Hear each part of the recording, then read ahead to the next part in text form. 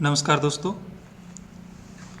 Micro economics के multiple choice question के part 4 में आप सभी का हार्दिक स्वागत है। आज हम व्यष्टि अर्थशास्त्र से संबंधित जो महत्वपूर्ण प्रश्न आपके पाठ्यक्रम पर जो आधारित है और विभिन्न प्रतियोगी परीक्षाओं में जो पूछे गए हैं उनका डिस्कशन किया जाएगा। फर्स्ट क्वेश्चन यहाँ पर दिया गया है कि for equilibrium price and quantity demanded the condition is demand greater than supply, demand less than supply, demand equal to supply and none of these.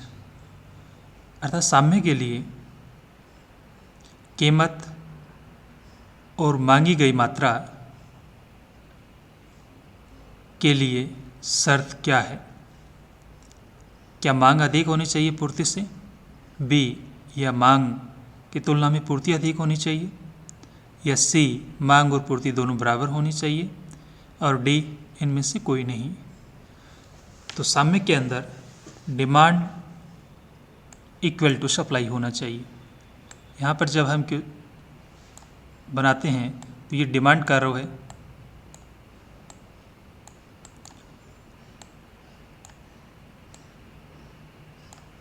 Supply curve दिया गया है, एक दूसरे को यहाँ पर क्रॉस करते हैं जो कि इसमें साम्य बिंदु का निर्धारण होता है, ई से हम व्यक्त करते हैं। क्वांटिटी मांगी गई मात्रा का निर्धारण होता है और ओ वाई की तरफ इसमें कीमत का निर्धारण होता है।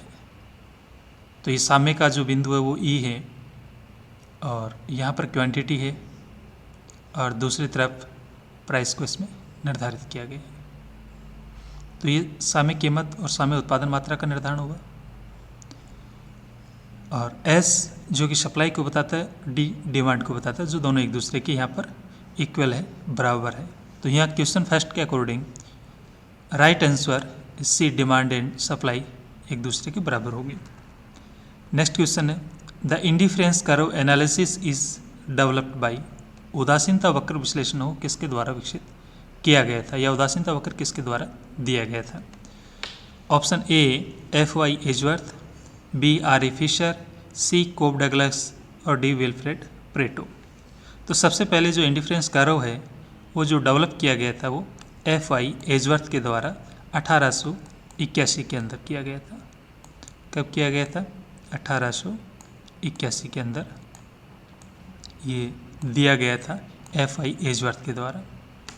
इसके बाद में आर ए फिशर ने भी इसका उपयोग किया था और विल्फ्रेड प्रेटो ने 1906 में उदासीनता वक्रों का प्रयोग किया था। डिफरेंस इसमें ये था कि एफ आई एजवर्थ और फिशर के द्वारा जो उदासीनता वक्र काम में लिए गए थे उसमें इनका जो गणनावाचक दृष्टिकोण में विश्वास था और विल्फ्रेड प्रेटो ने जब इनका यूज़ किया तो इन्होंने क्रमवाचक विचारधारा का प्रयोग किया था। तो इसमें जो राइट आंसर है वो एफ आई एजवर्थ के द्वारा ही सबसे पहले इनका डेवलप किए गए थे। Next question an indifference map is a. उदासीनता मानचित्र वो किसका माप करता है, या उदासीनता मानचित्र वो क्या है? A collection of demand curves, क्या मांग वक्रों का संग्रह होता है उसमें? या कलेक्शन ऑफ सप्लाई कर्व्स, या पूर्ति वक्रों का संग्रह होता है उसमें? या कलेक्शन ऑफ इंडिफरेंस कर्व, या उदासीनता वक्रों का संग्रह होता है? या नॉन ऑफ दीज, इनमें से कोई नहीं। तो उदासीनता जब मानचित्र होता है उसके अंदर जब हम विभिन्न प्रकार की उदासीनता जो मानचित्र दिए हुए होते हैं और विभिन्न उदासीनता मानचित्र वक्रों का एक समूह होता है, इसमें जैसे कि IC1, ये 2 और IC3 इस प्रकार से दिए होता है। तो यहाँ इसको उदासीनता मानचित्र या इंडिफरेंस मैप इसको कहा जाता है। अर्थात एक मानचित्र के अंदर बहुत सारे उदासीनता वक्र बनाए हुए होते हैं तो उसको उदासीनता मानचित्र कहा जाता है। तो right answer collection of indifference curve is right answer. Next an important tool of indifference curve analysis, अर्थात उदासीनता वक्र विश्लेषण की एक महत्वपूर्ण टूल है, वो कौन सी, उसका क्या नाम है?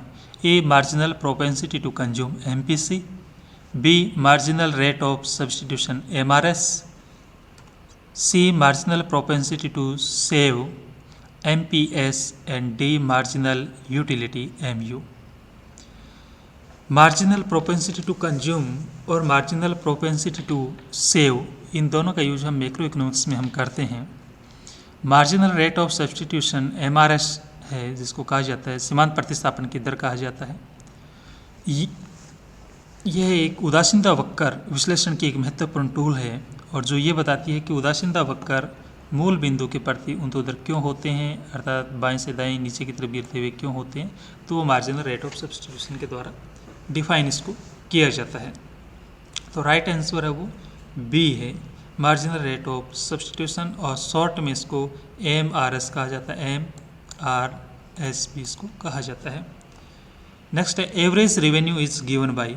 एवरेज रेवेन्यू या औसत आगम किस प्रकार से दिया जाता है, अर्थात इसका फॉर्मूला है वो क्या है। ए, टोटल रेवेन्यू को अगर आउटपुट से डिवाइड कर दें, मार्जिनल रेवेन्यू को आउटपुट से डिवाइड कर दें, अर्थात विभाजित कर दें, टोटल रेवेन्यू को यदि प्राइस से डिवाइड कर दें, या नॉन ऑफ दिस इनमें से कोई नहीं।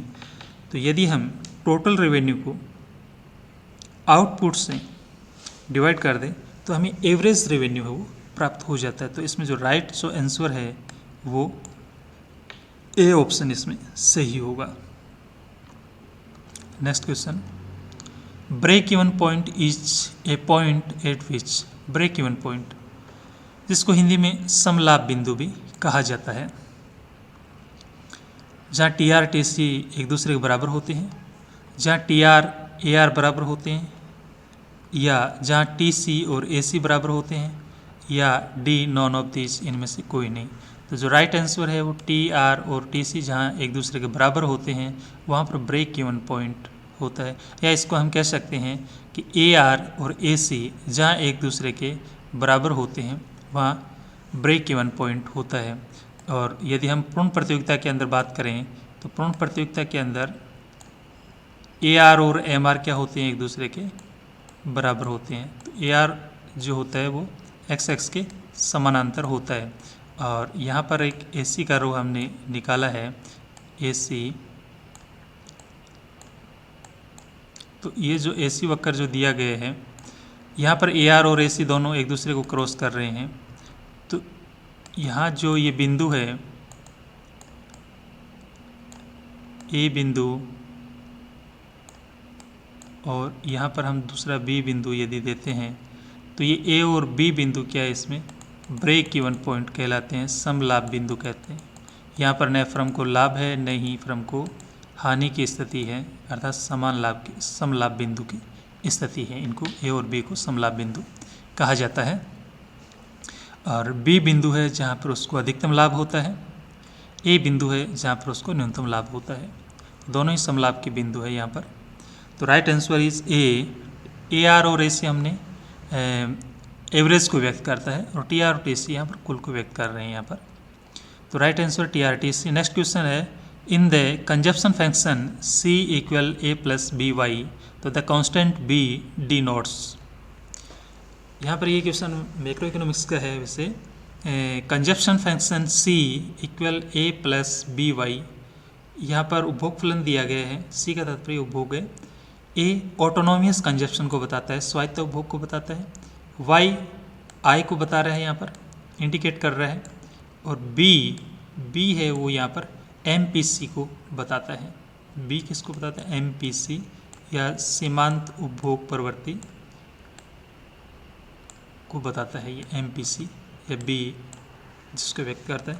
ऑप्शंस में देख लीजिए, इसमें A elasticity, B MPS, C MPC और D नॉन ऑफ दिस इनमें से कोई नहीं। तो राइट आंसर C MPC अर्थात मार्जिनल प्रोपेंसिटी टू कंज्यूम, सीमांत उपभोग प्रवृत्ति को व्यक्त करता है ये। नेक्स्ट क्वेश्चन है, total cost is equal to, कुल लागत किसके बराबर होती है। क्या TVC और TFC का योग है वो टोटल कॉस्ट के बराबर होता है, या AFC प्लस AVC का योग होता है, या फिर AVC होती है वही टोटल कॉस्ट होती है, या AFC को टोटल कॉस्ट कहा जाता है। तो इसमें जो राइट आंसर है कि TVC और TFC और TVC दोनों का जो योग होता है वो इसके इक्वल होता है, अर्थात इन दोनों का योग टोटल कॉस्ट के बराबर होता है। कुल परिवर्तनशील लागत और कुल स्थिर लागत का योग होता है वो इसके बराबर होता है। The total fixed cost is A, कुल स्थिर लागत किसके बराबर होती है? A horizontal straight line, B vertical, C hyperbola और डी नॉन ऑफ दीज, इनमें से कोई ही नहीं। The total fixed cost TFC किसके बराबर होती है, या TFC की आकृति कैसी होती है? तो हॉरिजेंटल स्ट्रेट लाइन होती है, या वर्टिकल होती है, या हाइपरबोला होती है। तो सबसे पहले हम समझ लेते हैं इनमें से। यहाँ पर हमने एक कर्व बनाया है और इसमें जो TFC की जो आकृति होती है वो इस प्रकार की होती है।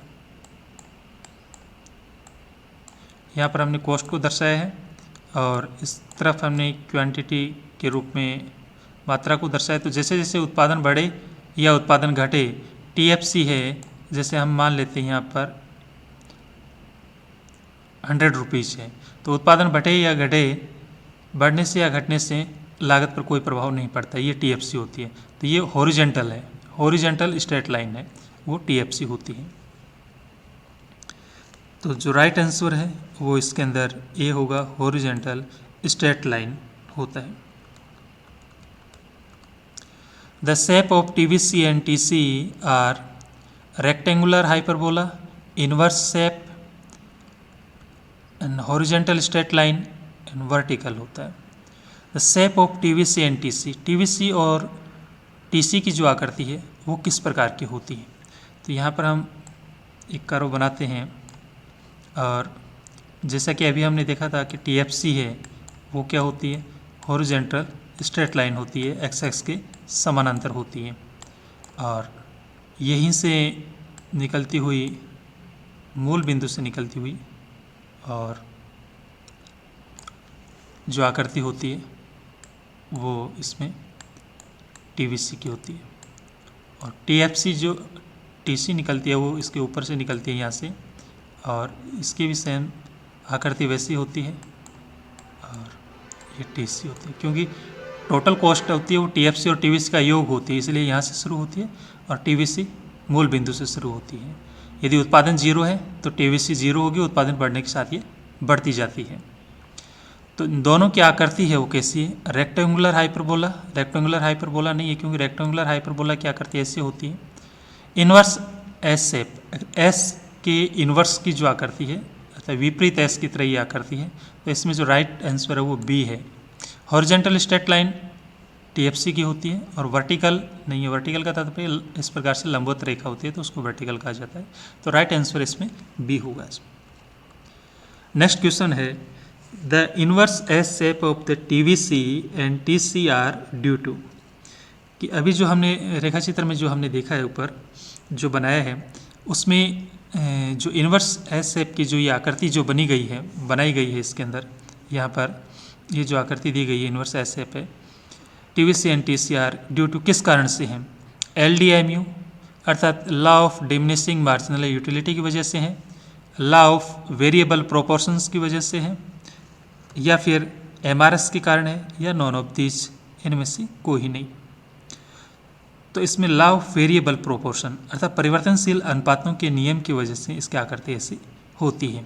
LDMU का तात्पर्य law of diminishing marginal utility है, या घटती सीमांत उपयोगिता का जो नियम हम कह सकते हैं इसको। MRS marginal rate of substitution होता है, और नॉन ऑफ दिस, इनमें से कोई नहीं। तो जो राइट आंसर है लॉ ऑफ वेरिएबल प्रोपोर्शन, परिवर्तनशील अनुपातों के नियम के कारण ऐसा होता है। Next question, the marginal cost curve cuts the AC curves at the maximum point, the initial point, the minimum point, और नॉन ऑफ दिस, इनमें से कोई नहीं। तो मार्जिनल कर्व, कॉस्ट कर्व है वो AC कर्व को कहाँ से कट करता है?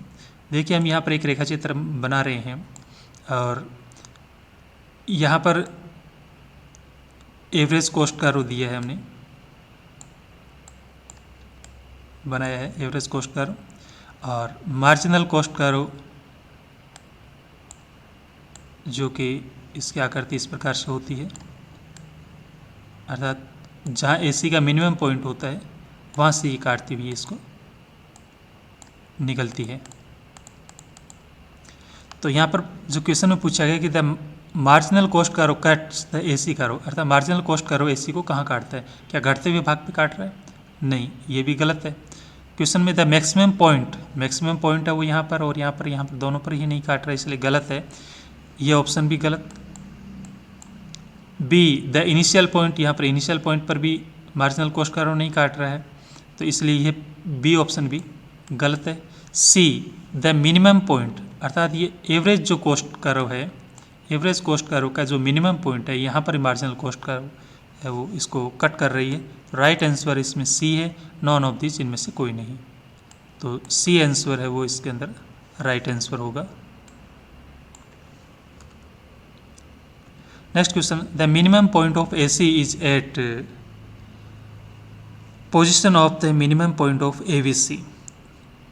तो यहाँ पर minimum point of AC is at right position of the minimum point of ABC, या लेफ्ट होता है, या फिर इसमें सेम दोनों क्या करती है, एक जैसी होती है। तो सबसे पहले हम AC और ABC दोनों को यहाँ पर हम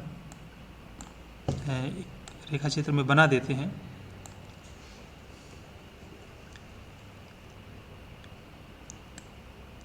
AC कर्व दिया गया, यहाँ पर हमने AC कर्व बनाया, और इसके बाद में हम ABC जो कर्व है उसको भी हम यहाँ से बना लेते हैं।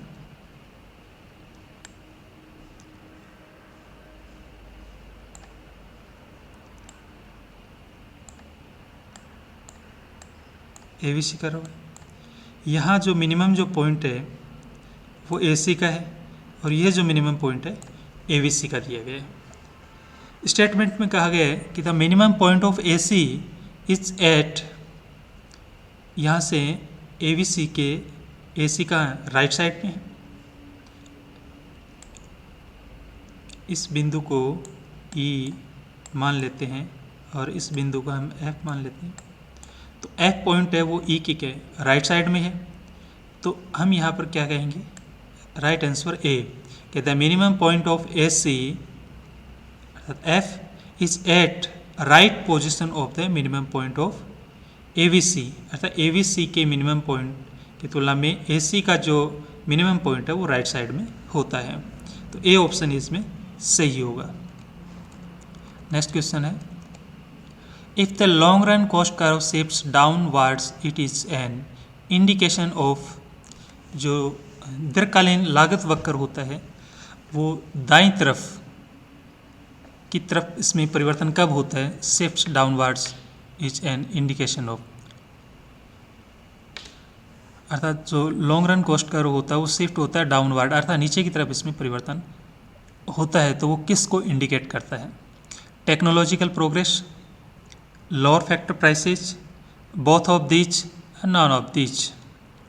तो टेक्नोलॉजिकल प्रोग्रेस होता है और लोअर फैक्टर प्राइसेज होता है, दोनों ही ऑप्शन इसमें सही है कि जब तकनीकी प्रगति होती है तो कॉस्ट में कमी होती है और लोअर फैक्टर प्राइस की वजह से भी कॉस्ट में कमी होती है, जिससे लॉन्ग रन कॉस्ट कर्व वो नीचे की तरफ अर्थात डाउनवर्ड शिफ्ट हो जाता है।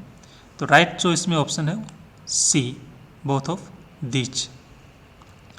नेक्स्ट क्वेश्चन है, the long run cost curve in the traditional theory is, traditional theory में जो दीर्घकालीन लागत वक्र होता है वो एनवलप कर्व होता है, की तरह होता है, लिफाफा वक्र की तरह, या प्लानिंग कर्व की तरह होता है, प्लानिंग कर्व,